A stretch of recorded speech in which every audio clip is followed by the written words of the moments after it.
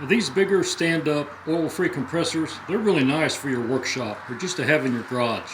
You can see right there the capacity, 175 psi. I hardly ever run mine that high, but the problem is every time you want to drain water on them, I'm going to show you what you got to do to drain water out of them. And every time you run these compressors, they're going to collect water in the bottom of this very steel tank. And you know what water inside of a steel tank's going to do. Now let's drain the water out.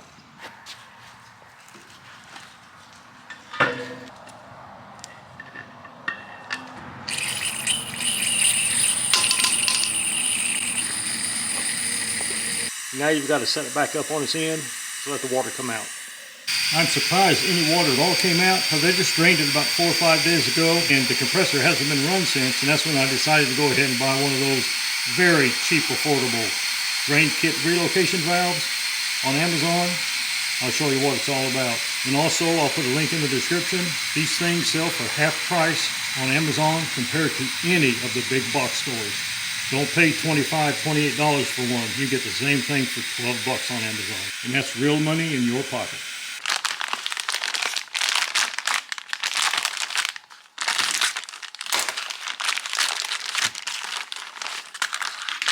That you might need for an adapter. I don't know if mine's 1/4 or 3/8. Most of them are 1/4. 1/4 NPT, National Pipe Thread, National Pipe Taper, all that good stuff. But that's the key, is that little 90° will be at the bottom of the tank. We may need the 3/8 adapter to 1/4, or maybe not. And then we'll run it out here and just drill a hole in the leg and put the dump valve. Look at that. All you'll do, run your air out, shut it back off. Pretty sweet. Stainless steel mesh braid too. The manufacturer claims a working pressure of 175 pounds per square inch, and that is the max my compressor puts out, but I never ever go above 130, 135, and not even that if I don't have to. They also claim a max blast pressure of 475 psi. I'm going to assume that means that's when it fails, but I'm not sure on that. But with a working pressure of 175 psi, we'll be in good shape on it. Your mileage may vary.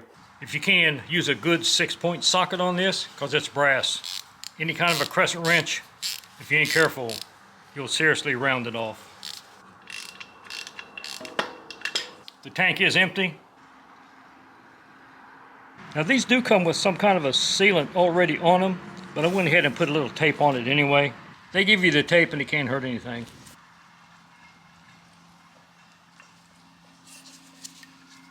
Just have to mess with it just a little bit to get her going.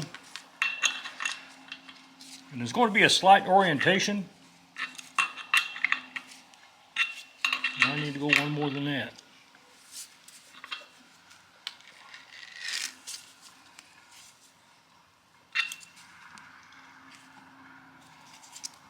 Okay, you can see the kind of clearance we got. So I'm going to hold mine up high. I'll show you here. This has a depression right here. And I'm going to put a zip tie around that depression. Not going to get too fancy. So I put it up there about my right height.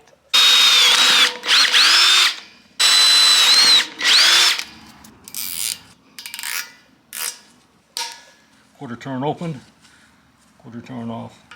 Now some ain't going to like that because it's sticking out and it's begging to be knocked off. So everybody's got a different situation.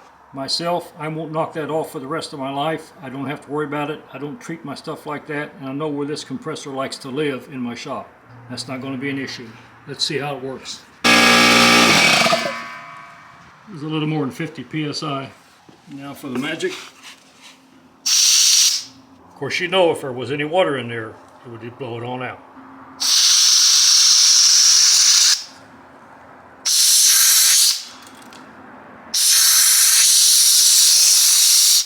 That is going to make life much easier. That's going to make an awesome upgrade, guys. It's well worth the money. It keeps everything easy and simple. Hey, thanks for watching. Work safe out there and have a good one.